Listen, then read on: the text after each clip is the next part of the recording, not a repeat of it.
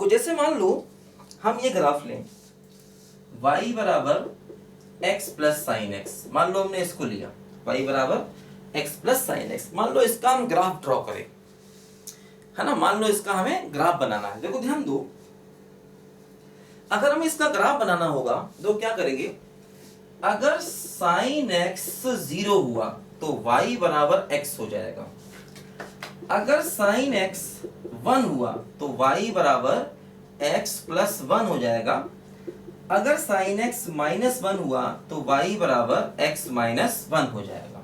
देखो जैसे कि मान लो हम 3 लाइन ड्रॉ करें, एक लाइन ड्रॉ करें, देखो y बराबर x लाइन, देखो ऐसे हो गई y equal to x line, एक लाइन ड्रॉ करें, देखो y equal to x plus 1। अब y equal to x plus 1 कैसे बनाओगे, इसी को 1 डिस्टेंस से ऊपर ले जाओ, या वैसे ही बना सकते हो, एक बार x को 0 रखे, एक बार y को 0 रखे, बताया था मैंने आपको। y equal to x line मैंने क्या बताया था, ओरिजिन से पास होगा, एंगल कितना होगा बोलो 45। y equal to x plus 1 क्या होगा, इसी को 1 डिस्टेंस से ऊपर शिफ्ट कर दो, देखो ये बन गया लाइन क्या, y बराबर x प्लस 1। फिर देखो y equal to x minus 1 line, देखो ऐसे करके हो गया y equal to x minus 1 line. ध्यान दो, देखो फिर वही है, एक बार वैल्यू 0 होगी, फिर वैल्यू x के पास जाएगी, फिर माइनस x के पास जाएगी, ऐसे करके देखो ये ग्राफ चलेगा। ध्यान दो, ऐसे देखो ये ग्राफ चलेगा इन दोनों के बीच में, है ना, ये ग्राफ इन दोनों के बीच में चलेगा, साइन की वैल्यू 0 भी होगी, 1 भी होगी और माइनस 1 भी होगी, तो ये graph y equal to x plus 1, y equal to x minus 1 के बीच में देखो चलता हुआ चला जाएगा। अब देखो ध्यान दो, जैसे ये फंक्शन ले लो, तो देखो ध्यान दो, ये जो फंक्शन है, इस फंक्शन का देखो रेंज r है, इसका अगर आप रेंज देखो, देखो y देखो ग्राफ ऊपर बढ़ता जा रहा है, ऊपर का मतलब y इंफिनिटी तक जाएगा, और ग्राफ नीचे भी जाता जा रहा है, मतलब y माइनस इंफिनिटी भी जाएगा, तो y की वैल्यू कहां से कहां जा रही बोलो, प्लस इंफिनिटी से माइनस इंफिनिटी, तो रेंज क्या हो गया बोलो, r के बराबर हो गया। देखो ध्यान दो, अगर हम इसका डिफरेंशिएशन करें तो क्या होगा बोलो, 1 प्लस कॉस एक्स। अब देखो ध्यान दो, डिफरेंशिएशन जो है, डिफरेंशिएशन क्या है, 1 प्लस कॉस एक्स। हालांकि देखो 1 1 और 2 चेक करने के लिए ग्राफ की जरूरत नहीं थी, ग्राफ मैंने आपको सिर्फ नॉलेज के लिए बता दिया। ध्यान रखो 1 1 और 2 के लिए ग्राफ अगर आप नहीं भी जानते तो कोई समस्या नहीं थी, कोई दिक्कत नहीं, ग्राफ मत बनाइए। 1 1 और 2 के लिए ग्राफ की जरूरत हमको नहीं थी, वो तो नॉलेज के लिए बता दिया मैंने आपको, है ना। देखो ध्यान दो, जैसे डिफरेंशिएशन किया तो 1 प्लस कॉस एक्स आया। अब 1 प्लस कॉस की वैल्यू पॉजिटिव होगी, देखो कॉस क्या होता है, कॉस होता है -1 और 1 के बीच में, तो देखो क्या होगा कि कॉस की वैल्यू -1 हो जाएगी, और -1 हो गई तो पूरा 0 हो जाएगा, तो मतलब डिफरेंशिएशन पॉजिटिव तो होगा, डिफरेंशिएशन 0 भी हो सकता है, वैसे पॉजिटिव होगा भाई, कॉस अगर -1 हो गया तब डिफरेंशिएशन 0 हो जाएगा, अदरवाइज पूरा डिफरेंशिएशन पॉजिटिव होगा, कि कॉस की वैल्यू -1 से ज्यादा होगी, जैसे ही -1 से ज्यादा होगी, आगे 1 है तो पूरी टर्म को पॉजिटिव बना देगा हमेशा, है ना।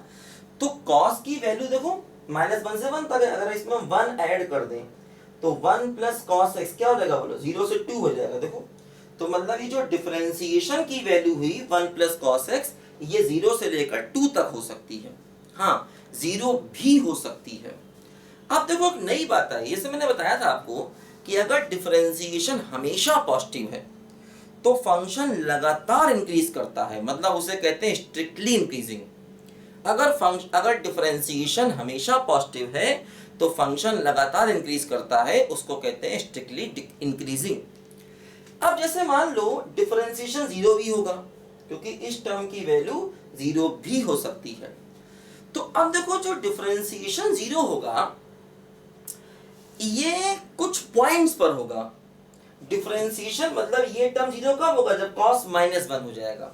अब जैसे मैं आपसे पूछूं भाई cos की वैल्यू -1, तो cos की वैल्यू -1 कब होगी बोलो, पाई पर होगी, 3 पाई पर होगी। cos का ग्राफ देखो, cos का ग्राफ देखो, इसको मिटा दें, देखो इसको मिटा दें, यहां पर देखो ध्यान दो, cos का ग्राफ देखो, cos की वैल्यू देखो -1 कब होती है, मैंने बताया देखो cos का ग्राफ ऐसे बनता है, ये देखो ये ऐसे करके, ये कॉस का ग्राफ बन गया, देखो ये ऐसे, ये वैल्यू है 0, ये पाई बाई 2, ये हो जाएगा पाई, ये 3 पाई बाई 2 है ना, ये 2 पाई, ठीक है, ये हो जाएगा देखो यहाँ पर 3 पाई। तो कॉस की वैल्यू -1 देखो पाई पर हो गई, 3 पाई पर होगी, देखो इन पॉइंट्स पर हो गई। तो मतलब जो डिफरेंशिएशन 0 कब होगा, जब कॉस -1 के बराबर होगा और कॉस -1 अलग अलग पॉइंट्स पर होगा, है ना। तो देखो क्या हो रहा है, डिफरेंशिएशन की वैल्यू 0 अगर कुछ अलग अलग पॉइंट्स पर हो जाए, है ना, और उसके अलावा बाकी जगह पर डिफरेंशिएशन पॉजिटिव होगा, ये कंफर्म है। क्योंकि ये जो टर्म आया देखो, ये टर्म मिनिमम 0 होगा और 0 से 2 के बीच में रहेगा। लेकिन ये टर्म 0 कब होगा, जब cos -1 होगा और cos -1 इन पॉइंट्स पर होगा। तो मतलब ये अलग अलग पॉइंट्स है, पाई, 3 पाई, 5 पाई, है ना। तो अगर डिफरेंशिएशन की वैल्यू लिमिटेड पॉइंट पर 0 हो और इसके अलावा हर जगह पॉजिटिव हो, क्योंकि इन पॉइंट्स पर डिफरेंशिएशन 0 होगा लेकिन इनके अलावा हर जगह पॉजिटिव होगा, तब भी हम फंक्शन को स्ट्रिक्टली इंक्रीजिंग ही कहेंगे। ध्यान दो, देखो जैसे होता क्या है यहाँ पर, मान लो जैसे हमने एक ग्राफ बनाया, देखो मान लो हमने एक ग्राफ बनाया, देखो ऐसे करके, ये बनाया, ये बनाया, ये बनाया।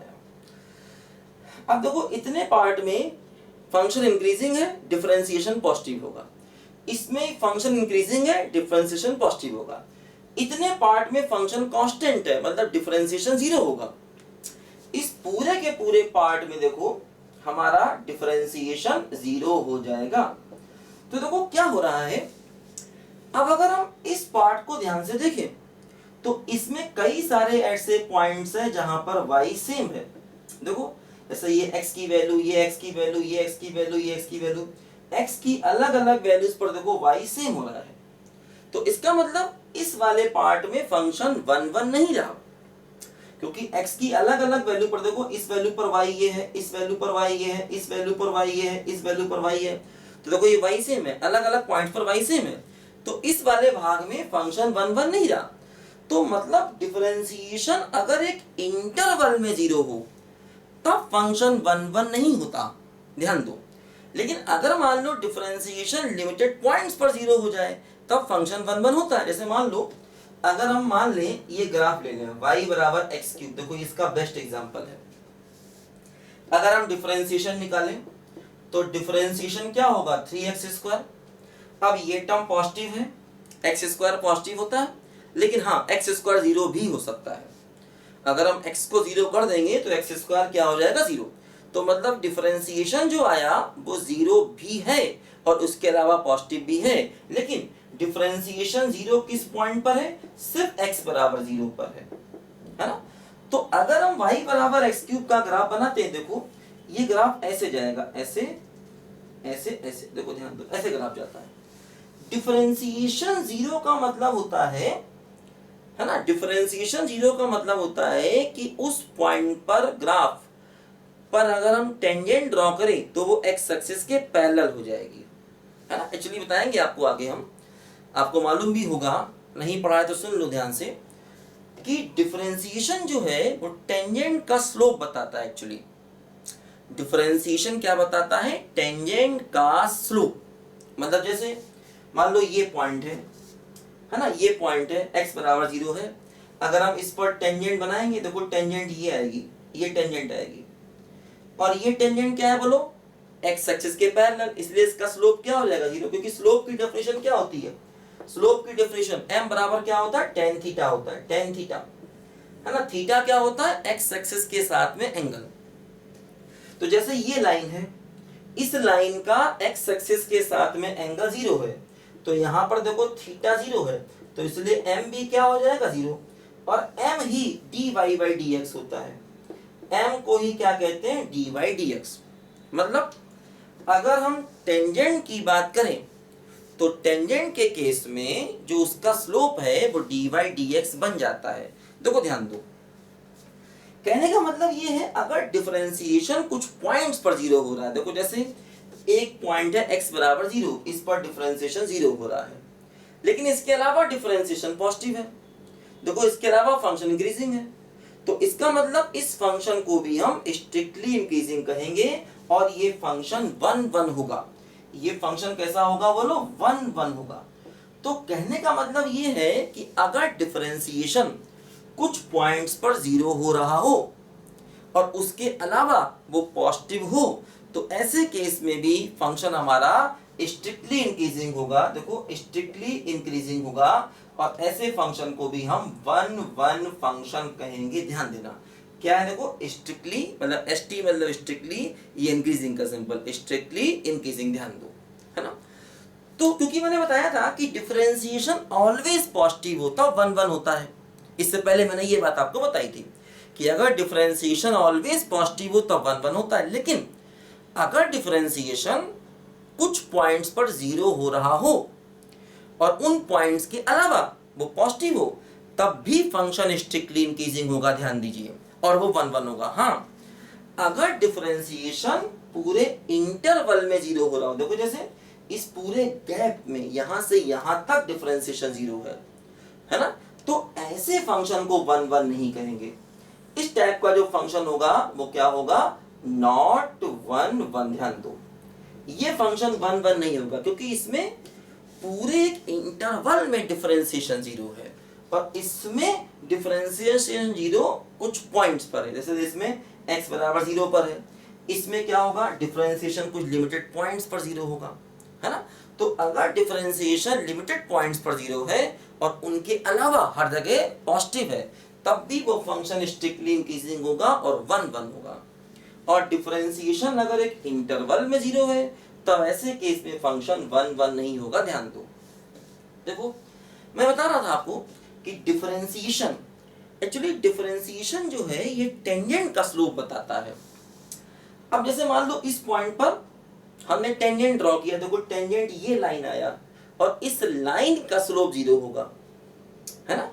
तो डिफरेंशिएशन जो है टेंजेंट का स्लोप बताता है। इस बात को थोड़ा हम गहराई से समझें, हालांकि ये अभी आगे आएगा, आगे हम लोग पढ़ेंगे एक टॉपिक एप्लीकेशन ऑफ डेरिवेटिव्स, तो ये कॉन्सेप्ट एप्लीकेशन ऑफ डेरिवेटिव में भी आएगा, लेकिन कोई बात नहीं, अगर अभी आया है तो इसको अभी हम क्लियर कर लेते हैं अच्छे से। ध्यान दो, देखो क्या हो रहा है, तो ये बात समझ में आई। पहले ये वाला फंक्शन जो है, ये वाला फंक्शन देखो 1 1 भी है, क्योंकि डिफरेंशिएशन पॉजिटिव है, कुछ पॉइंट्स पर 0 है, तो फंक्शन 1 1 भी है, और इसका रेंज r है, रेंज r है।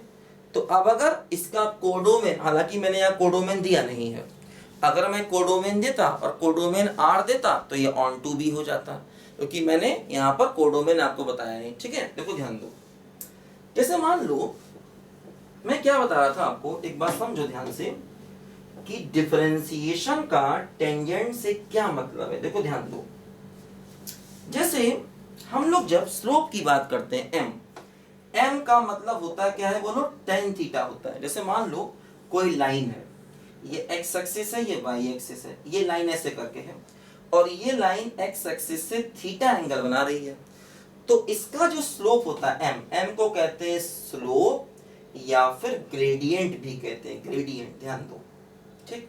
ये tan थीटा के बराबर होता है ना, ग्रेडियंट, DIENT ग्रेडियंट। देखो ध्यान दो, ठीक। तो जैसे ये लाइन है, इस लाइन का स्लोप हो गया tan थीटा। स्लोप मतलब हमेशा किसी लाइन का ही होगा, स्लोप जो है वो किसी लाइन का ही होगा, हमेशा ध्यान रखो। और स्लोप कैसे निकालते हैं, उस लाइन का x एक्सिस से एंगल लेते हैं, tan लगाते हैं, tan थीटा बराबर क्या हो जाता है, स्लोप। जैसे कि मान लो अपने पास देखो ये लाइन है ऐसे करके, फॉर एग्जांपल इसका एंगल मान लो 30 डिग्री है ना, ये वाला एंगल लेते हैं। देखो उस पॉइंट के राइट साइड से एंटी क्लॉकवाइज, जहां पर लाइन काट रही है उसके राइट साइड से एंटी क्लॉकवाइज, ठीक। तो जो थीटा हो गया वो 30 डिग्री हो गया, तो m क्या हो गया बोलो, tan 30 डिग्री, यानी कि 1/√3, ये इसका स्लोप हो गया, है ना। तो लाइन का स्लोप हमेशा tan थीटा होता है, ध्यान दो। अब जैसे क्या होता है, मान लो हम कोई ग्राफ बनाए, जैसे कि मान लो फॉर एग्जांपल हमने एक ग्राफ बनाया, देखो ऐसे ग्राफ बनाया, ठीक। अब मान लो इस पर एक पॉइंट है, इस पॉइंट पर हम एक टेंजेंट ड्रॉ करें। मान लो हमने देखो ये टेंजेंट बनाया इस पॉइंट पर, टेंजेंट, ठीक। तो हमने ये टेंजेंट बनाया, मान लो ये पॉइंट है अपना, फॉर एग्जाम्पल 2,2, मान लो 2,2 पॉइंट है, इस पर हमने टेंजेंट बनाया, टेंजेंट का एंगल मान लो थीटा है, तो देखो ये टेंजेंट बन गया, तो टेंजेंट का स्लोप, स्लोप ऑफ टेंजेंट, ठीक है, स्लोप ऑफ टेंजेंट ये हो जाएगा dy बाई dx के बराबर, लेकिन dy dx उस पॉइंट पर निकालना पड़ेगा, उस पॉइंट पर। तो अब जैसे टेंजेंट का स्लोप अगर हमें निकालना है, जैसे लाइन का स्लोप क्या होता है tan थीटा, तो टेंजेंट भी एक लाइन ही तो है, टेंजेंट भी क्या है, वो एक लाइन है, तो टेंजेंट का जो स्लोप है वो हम tan थीटा से भी निकाल सकते हैं और dy dx से भी निकाल सकते हैं, क्योंकि टेंजेंट आखिर क्या है, एक प्रकार की लाइन है, और लाइन का स्लोप क्या होता है tan थीटा, है ना, लाइन का स्लोप क्या है, बोलो tan थीटा। तो टेंजेंट के केस में ये सुविधा दी गई है कि अगर आपके पास टेंजेंट है तो टेंजेंट का स्लोप आप dy dx से भी निकाल सकते हो और tan थीटा से भी निकाल सकते हो, लेकिन हाँ dy dx उस पॉइंट पर निकालना होगा। देखो जैसे मैं आपको एग्जांपल देता हूँ, क्या पर ध्यान से देखो सब बच्चे, जैसे कि फॉर एग्जांपल मान लो फॉर एग्जांपल हमारे पास एक ग्राफ है, ये ग्राफ है y बराबर एक्स स्क्वायर प्लस 1, है ना, इसको बनाना जानते हैं, बोलो एक्स स्क्वायर कैसे बनता है, देखो एक्स स्क्वायर ऐसे बनता है, उसमें 1 ऐड कर दिया तो 1 डिस्टेंस से ग्राफ ऊपर जाएगा, तो जब ग्राफ 1 डिस्टेंस से देखो ऊपर जाएगा तो देखो ये ग्राफ कुछ ऐसे करके हो जाएगा, यहाँ पर देखो ये ग्राफ बन गया।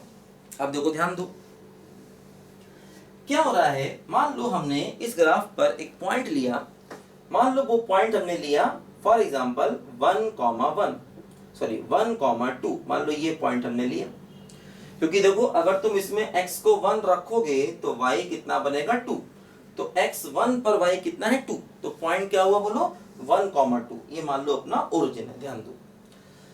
अब जैसे इस पॉइंट पर अगर हम एक टेंजेंट बना दें, मान लो ये टेंजेंट बना दिया, इसका एंगल हम थीटा ले लें, है ना, अब अगर हम इसका dy dx निकालें तो dy dx क्या आएगा, देखो 2x, अब इसमें ये पॉइंट पुट कर दो 1,2 पुट कर दो, तो अगर हम इसमें 1,2 पुट कर देंगे तो देखो इसका जो स्लोप होगा tan थीटा, अब dy dx में ये पॉइंट पुट कर दो, मतलब x की जगह पर 1 रखो और अगर इसमें y आ रहा होता तो उसकी जगह 2 रखते, है ना। तो सबसे पहले क्या किया, इसका किया डिफरेंशिएशन, डिफरेंशिएशन के बाद देखो क्या लिखा है dy dx एट p, मतलब वो p पॉइंट डिफरेंशिएशन में रखना पड़ेगा, देखो ध्यान दो, अब p पॉइंट क्या है 1 2, तो 1 2 इसमें रखो का मतलब x की जगह 1 रखो, y की जगह 2 रखो, पॉइंट उसमें रखो का मतलब x की जगह 1 रखो, y की जगह 2 रखो, अब इसमें y तो है नहीं सिर्फ x है, तो x की जगह क्या रखोगे 1, तो ये बन जाएगा देखो 2 इंटू 1 यानी कि 2, तो देखो ये क्या आ गया, ये आ गया टेंजेंट का स्लोप, मतलब इस पॉइंट पर जो हमने टेंजेंट ड्रॉ किया देखो ये उस टेंजेंट का स्लोप आ गया, है ना, टेंजेंट का क्या आ गया बोलो, ये स्लोप आ गया, ध्यान दो, है ना। तो dy dx में वो पॉइंट रख देने से उस पॉइंट पर बनने वाली टेंजेंट का स्लोप मिल जाता है, ध्यान रखो, है ना। तो स्लोप किसका होता है, हमेशा लाइन का होता है, स्लोप होता है क्या है tan थीटा, थीटा का मतलब लाइन का x एक्सिस से एंगल, लेकिन अगर वो लाइन टेंजेंट है तो हम टेंजेंट का स्लोप tan थीटा से भी निकाल सकते हैं और dy dx से भी निकाल सकते हैं, लेकिन dy dx में वो पॉइंट रखना पड़ेगा, देखो ध्यान दो, इस बात को समझ में अच्छे से आज हम लोग, क्योंकि ये कई जगह पर यूज हो सकता है कॉन्सेप्ट, देखो ध्यान दो सब बच्चे। देखो होता क्या है, मान लो हमने y बराबर जैसे एक्स स्क्वायर एक फंक्शन लिया, ऐसे करके ग्राफ देखो इसका बना, अब देखो जैसे ये पॉइंट है, ये पॉइंट क्या है बोलो 0 0, अगर हम इस पर टेंजेंट बनाएं, देखो यही टेंजेंट है, अब हम कहें अगर इसका स्लोप निकालो तो इस टेंजेंट का x एक्सिस के साथ में एंगल 0 है, जो लाइन है वही x एक्सिस एक्चुअली, अब मैं पूछूं इस लाइन का x एक्सिस के साथ में एंगल 0 है, तो m बराबर tan 0 मतलब क्या हो गया 0, तो देखो क्या हुआ, अगर हम यहां से dy dx को निकालें तो dy dx क्या बन जाएगा 2x, dy dx क्या बन जाएगा बोलो 2x, अब अगर हम ये 0 0 पुट कर दें इसमें, अगर हम 0 0 पुट कर दें तो यही D by D x tangent का स्लोप बन जाएगा, है ना। अगर हम डिफरेंशिएशन में वो पॉइंट रख दें जिस पॉइंट पर टेंजेंट ड्रॉ किया गया है, अगर हम डिफरेंशिएशन में वो पॉइंट रख दें जहां पर टेंजेंट ड्रॉ किया गया है, तो जैसे डिफरेंशिएशन में 0 0 रख दो। 0 0 रखने का मतलब x की जगह 0 रखो, y की जगह 0, तो देखो स्लोप क्या मिल जाएगा, स्लोप मिल जाएगा 0, है ना। स्लोप का मतलब टेंजेंट का स्लोप। तो देखो वो हमने वैसे भी चेक कर लिया था, क्योंकि इसका एंगल x एक्सिस के साथ में 0 है, तो tan थीटा वाले मेथड से निकालोगे तब भी 0 आएगा, और d बाई डी एस के मेथड से निकालोगे तब भी 0 आएगा, ध्यान दो, है ना। तो इसलिए मैं कह रहा था कि अगर d बाई डी एक्स 0 होता है, इसका मतलब उस पॉइंट पर जो टेंजेंट होता है उसका x एक्सिस से एंगल हमेशा क्या होता है, 0 होता है ना। तो अगर d बाई डी एक्स कभी 0 होता है तो d बाई डी एक्स क्या बताता है, टेंजेंट का स्लोप।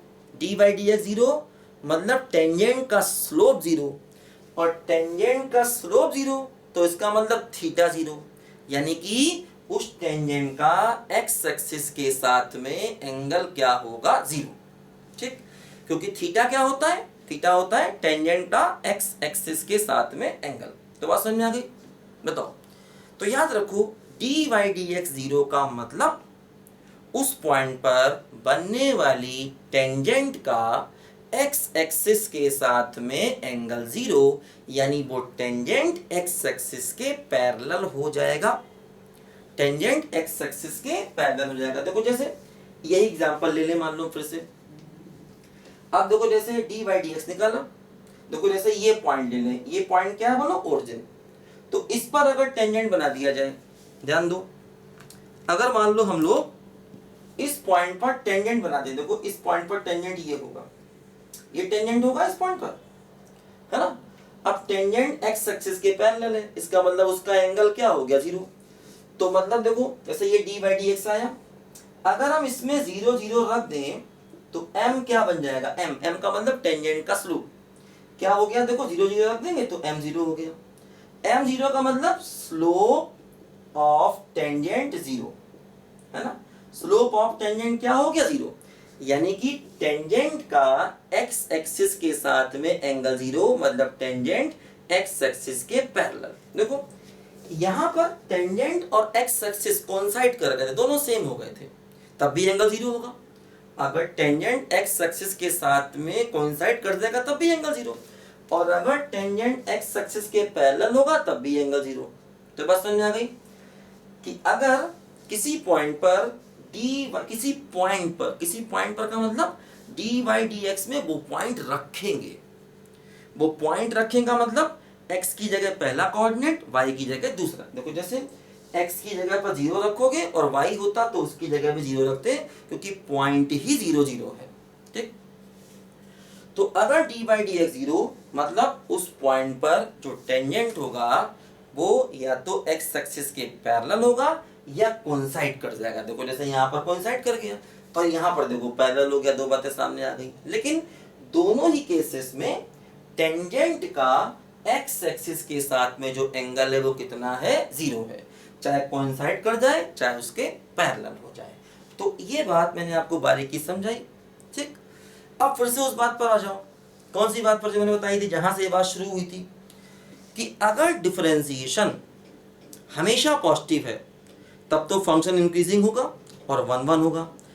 अगर डिफरेंशिएशन हमेशा पॉजिटिव है और कुछ पॉइंट्स पर डिफरेंशिएशन 0 हो रहा है तब भी वो फंक्शन स्ट्रिक्टली इंक्रीजिंग होगा और वो हमेशा कैसा होगा, 1 1 होगा। ये बात ध्यान रखना, ठीक है, नोट करो ध्यान से, बहुत इंपॉर्टेंट चीजें हैं ये सब।